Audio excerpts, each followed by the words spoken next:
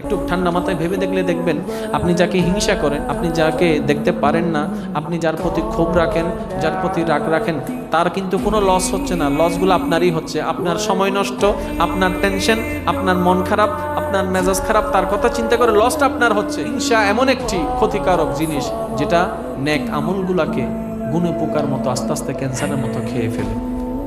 অন্যের দোষের সমুদ্রে সাঁতার কাটার চাইতে নিজের ভিতরে মুক্তার চাষ করাটা অনেক উত্তম।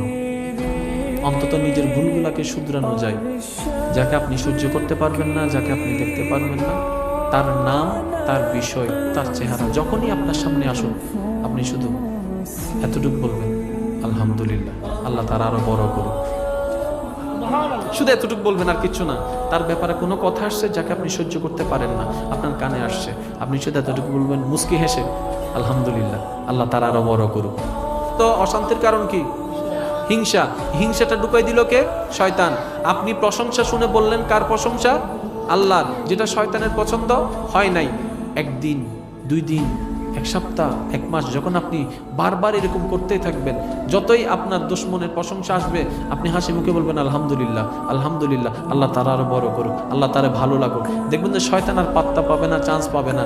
আস্তে আস্তে হিংসা অটোমেটিক কমতে থাকবে। আল্লাহ পাকের প্রশংসা শুধু করতেই থাকবেন, তাদের জন্য দোয়া করতেই থাকবেন, যাকে দেখতে পারেন না, যাকে সহ্য করতে পারেন না। দেখবেন যে আপনার অজান্তেই একদিন আপনার অন্তরটা আগের তুলনায় হিংসা থেকে অনেক